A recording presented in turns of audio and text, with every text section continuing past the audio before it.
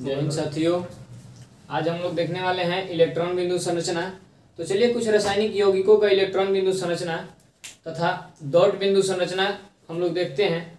जैसा कि हम लोग जानते हैं इलेक्ट्रॉन बिंदु संरचना को ही लुईस बिंदु संरचना के नाम से भी हम लोग जानते हैं। इलेक्ट्रॉनिक विन्यास जानने के बाद अब हम लोग देखते हैं किसी तत्व में उपस्थित इलेक्ट्रॉनों को इलेक्ट्रॉन कैसे आपस में क्रिया करते हैं और किस प्रकार से इलेक्ट्रॉन बिंदु संरचना होता है। तो चलिए बात किया जाए जब यौगिकों का, तो यौगिक का प्रकार मेनली दो प्रकार का होता है।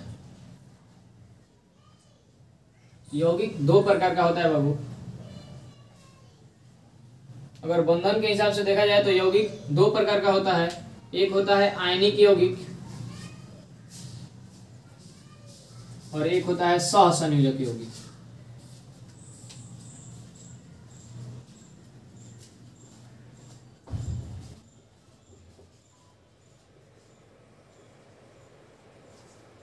तो चलिए हम लोग जानते हैं कि आयनिक यौगिक कहते किसे हैं और सहसंयोजक यौगिक कहते किसे हैं। जब दो या दो से अधिक तत्व आपस में इलेक्ट्रॉनों का साझेदारी करके जिस बंधन का निर्माण करते हैं उस बंधन को सहसंयोजक बंधन तथा इनके द्वारा बने यौगिक को बाबू इस बंधन के द्वारा बंधे यौगिक को सहसंयोजक यौगिक के नाम से हम लोग जानते हैं। लेकिन जब दो या दो से अधिक तत्वों में कोई तत्व अगर इलेक्ट्रॉन का त्याग करता है तथा दूसरा तत्व इलेक्ट्रॉन का ग्रहण करता है तो इस प्रकार के घटना से बनने वाले यौगिक को बाबा आयनिक यौगिक तथा इस प्रकार बने बंधन को आयनिक बंधन कहते हैं। तो चलिए हम लोग देखते हैं सहसंयोजक बंधन का एग्जांपल हम लोग ले सकते हैं O2 और आयनिक बंधन का एग्जांपल हम लोग ले सकते हैं NaCl। तो चलिए हम लोग देखते हैं। जैसा कि हम लोग जानते हैं कि सोडियम का इलेक्ट्रॉनिक विन्यास कुछ इस प्रकार होता है 2 8 और 1, जो कि K सेल में सोडियम के K सेल में 2 इलेक्ट्रॉन, L सेल में 8 इलेक्ट्रॉन 8 यानी कि 8 इलेक्ट्रॉन और M सेल में बाबू 1 इलेक्ट्रॉन पाया जाता है। चलिए देखते हैं हम लोग। तो जब कोई भी तत्व अपने नजदीकी अक्रिय गैस के परमाणु संख्या का बराबरी करना चाहता है, तो वो अपने संयोजी इलेक्ट्रॉन का या तो त्याग करता है और नहीं तो इलेक्ट्रॉन ग्रहण करके अपने संयोजी इलेक्ट्रॉन के संख्या को ही बढ़ाता है। तो चलिए देखते हैं हम लोग। इसी प्रकार से Cl का इलेक्ट्रॉनिक विन्यास का बात किया जाए, यानी कि जिस तत्व का नाम बाबू क्लोरीन है, इसका परमाणु संख्या 17 होता है और सोडियम का परमाणु संख्या 11 होता है। ठीक है, तो इसका इलेक्ट्रॉनिक विन्यास का बात किया जाए तो 2 8 और 7 होता है। अगर बात की जाए नजदीक में अक्रिय गैस का बात किया जाए तो क्लोरीन के नजदीक में आर्गन नाम का अक्रिय गैस जिसका परमाणु संख्या 18 होता है। क्लोरीन के नजदीक में बाबू आर्गन जिसका संकेत Ar और परमाणु संख्या 18 होता है, यही अक्रिय गैस पाया जाता है। जबकि सोडियम के नजदीक में नियोन नाम का अक्रिय गैस जो कि वर्ग 18 का दूसरा तत्व जिसका परमाणु संख्या बाबू 10 होता है। तो सोडियम को जरूरी है 10 के पास जाने के लिए, सोडियम को जरूरी है अपने अस्थायी विन्यास को प्राप्त करने के लिए सोडियम अपने नजदीकी अक्रिय गैस नियोन का बराबरी करना चाहेगा, जिसका इलेक्ट्रॉनिक विन्यास कुछ इस प्रकार होता है। ठीक है, नियोन का इलेक्ट्रॉनिक विन्यास कुछ इस प्रकार होता है। तो सोडियम अपने नजदीकी अक्रिय गैस यानी कि नियोन के पास जाकर के अपना अस्थायी विन्यास प्राप्त करना चाहेगा। इस घटना में सोडियम को 1 इलेक्ट्रॉन का त्याग करना पड़ेगा और साथ ही बाबू क्लोरीन जो है अपने नजदीकी अक्रिय गैस यानी कि आर्गन के पास जाना चाहेगा। तो आर्गन का इलेक्ट्रॉनिक विन्यास होता है आपका 2 8 और 8, यानी कि इसको क्लोरीन को अपने नजदीकी अक्रिय गैस के पास जाने में कहीं ना कहीं से 1 इलेक्ट्रॉन प्राप्त करना पड़ेगा। तो इस प्रकार बन जाता है NaCl। तो चलिए देखते हैं NaCl का निर्माण किस प्रकार होता है। तो NaCl एक प्रकार का आयनिक यौगिक है। किस प्रकार का यौगिक है बाबू? NaCl किस प्रकार का यौगिक है? आयनिक यौगिक है। इसमें आयनों का क्या होता है? आदान प्रदान होता है। तो NaCl का इलेक्ट्रॉनिक विन्यास, इलेक्ट्रॉन बिंदु संरचना का बात किया जाए तो कुछ इस प्रकार होगा। ठीक है, तो चलिए हम लोग देखते हैं जब बाबू इलेक्ट्रॉन का कोई भी, जैसा कि अभी हमने बताया कोई भी तत्व अपने अपने नजदीकी अक्रिय गैस के विन्यास को प्राप्त करता है तो इलेक्ट्रॉन संयोजी इलेक्ट्रॉन का ही या तो त्याग करता है या इलेक्ट्रॉन ग्रहण करके संयोजी इलेक्ट्रॉन की संख्या को ही बढ़ाता है। तो इसलिए किसी भी तत्व का संयोजी इलेक्ट्रॉन ही इलेक्ट्रॉन बिंदु संरचना में भाग लेता है। किसी भी तत्व में उपस्थित संयोजी इलेक्ट्रॉन ही इलेक्ट्रॉन बिंदु संरचना में भाग लेता है। तो चलिए देखते हैं सोडियम का संयोजी इलेक्ट्रॉन का बात करें हम लोग, अगर सोडियम के संयोजी इलेक्ट्रॉन के बारे में बात किया जाए तो इसका नंबर ऑफ संयोजी इलेक्ट्रॉन यानी कि नंबर संयोजी इलेक्ट्रॉन का संख्या बाबू 1 है। कितना है? 1 है। और क्लोरीन के संयोजी इलेक्ट्रॉन का बात किया जाए यानी कि लास्ट सेल के इलेक्ट्रॉन का बात किया जाए तो ये बाबू इसका संख्या क्या है? 7 है। चलिए देखते हैं हम लोग।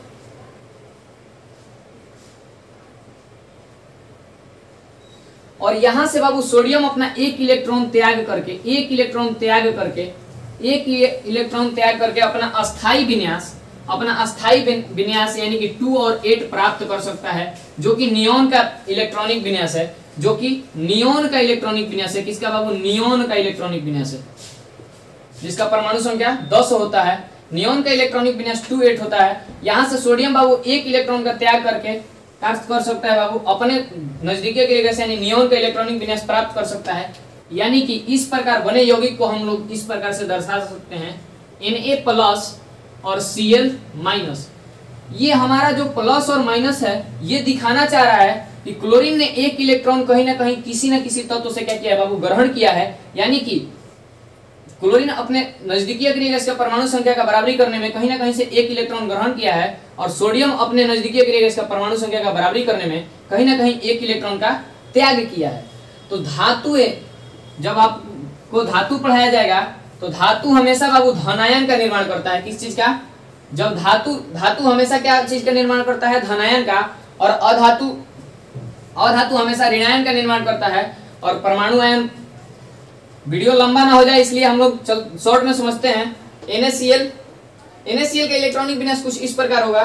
तो आप लोग उम्मीद करते हैं कि आप लोग को आयनिक यौगिक समझ में आया होगा और आयनिक यौगिक का इलेक्ट्रॉन बिंदु संरचना। साथ ही चलिए चलते हैं हम लोग सहसंयोजक यौगिक अब समझते हैं। तो सहसंयोजक यौगिक में बाबू, सहसंयोजक यौगिक में होता क्या है कि जब दो या दो से अधिक तत्व आपस में इलेक्ट्रॉनों का साझेदारी करते हैं, जब दो या दो से अधिक तत्व आपस में इलेक्ट्रॉनों का साझेदारी करते हैं, तो इस प्रकार बने यौगिक को सहसंयोजक यौगिक तथा इन यौगिकों में कार्य करने वाले बंधन को सहसंयोजक बंधन के नाम से हम लोग जानते हैं। तो चलिए एक आयनिक यौगिक, एक सहसंयोजक यौगिक के बारे में हम लोग जानते हैं। एक सहसंयोजक यौगिक मान लीजिए ले लेते हैं हम लोग C2H2।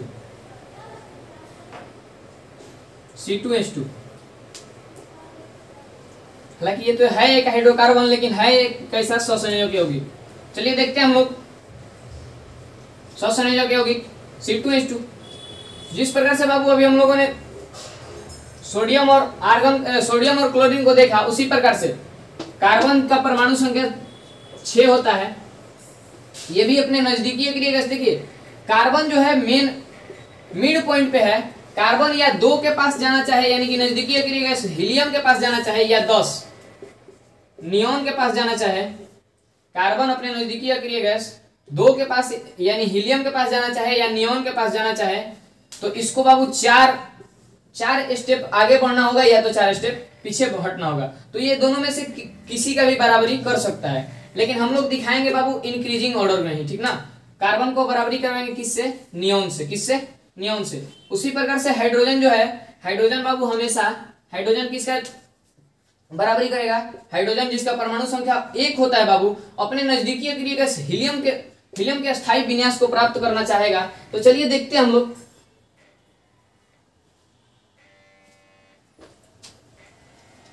हाइड्रोजन का इलेक्ट्रॉनिक विन्यास, हाइड्रोजन में उपस्थित इलेक्ट्रॉनों की संख्या 1 होती है, क्योंकि इसका परमाणु संख्या बाबू क्या होता है? 1 होता है। और हीलियम में उपस्थित इलेक्ट्रॉनों की संख्या बाबू 2 होती है।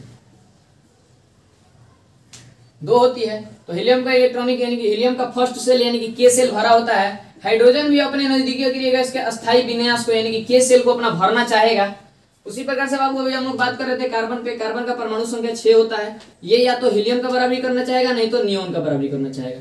नियोन का बराबरी करना चाहेगा तो इसको 4 इलेक्ट्रॉन कहीं से ना कहीं से चाहिए। तो चलिए देखते हैं कैसे सहसंयोजक, किस प्रकार से सहसंयोजक यौगिक का निर्माण होता है। तो चलिए देखते हैं हम लोग बाबू। जैसा कि अभी हम लोग ने आयनिक यौगिक में जाना कि किसी भी तत्व के संयोजी इलेक्ट्रॉन ही उसके इलेक्ट्रॉन बिंदु संरचना में भाग लेते हैं। किसी भी तत्व में उपस्थित संयोजी इलेक्ट्रॉन ही उसके इलेक्ट्रॉन बिंदु संरचना में भाग लेते हैं। तो चलिए देखते हैं हम बाबू। कार्बन का अगर इलेक्ट्रॉनिक विन्यास का बात किया जाए, कार्बन का इलेक्ट्रॉनिक विन्यास का बात किया जाए तो के सेल में 2 इलेक्ट्रॉन और एल सेल में बाबू 4 इलेक्ट्रॉन पाए जाते हैं। इस प्रकार से कार्बन का इलेक्ट्रॉनिक विन्यास होता है। अगर ये बाबू कार्बन नियोन का बराबरी करना चाहे, यानी कि एल सेल को इसको भरना पड़ेगा, तो अभी नियोन का बराबरी करना चाहेगा, कर पाएगा, क्योंकि नियोन का अस्थायी विन्यास 2 और 8 होता है, यानी कि दोनों सेल बाबू पूर्ण रूपेण भरा होता है। तो चलिए देखते हैं हम लोग। सहसंयोजक यौगिक कुछ इस प्रकार आपस में अभिक्रिया करते हैं। तो कार्बन में उपस्थित संयोजी इलेक्ट्रॉन की संख्या 4 होती है और हाइड्रोजन में उपस्थित संयोजी इलेक्ट्रॉन की संख्या 1 होती है। तो कुछ इस प्रकार व्यवस्थित होता है, कार्बन और हाइड्रोजन आपस में कुछ इस प्रकार व्यवस्थित होता है और आपस में इलेक्ट्रॉनों का साझेदारी करता है। आपस में इलेक्ट्रॉनों का बाबू क्या करता है? साझेदारी करता है।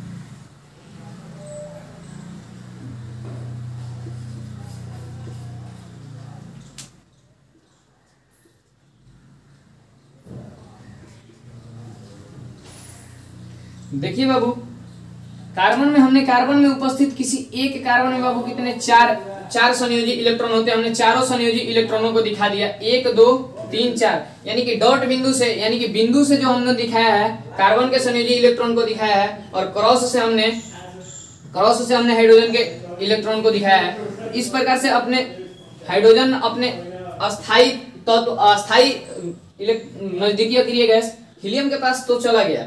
इसी प्रकार से बाबू कार्बन क्या करेगा? इस प्रकार से कुछ व्यवस्थित होगा, कार्बन कुछ इस प्रकार से व्यवस्थित होगा कि देखिए आपस में इलेक्ट्रॉनों का क्या हुआ? साझेदारी हुआ। आपस में इलेक्ट्रॉनों का साझेदारी हुआ।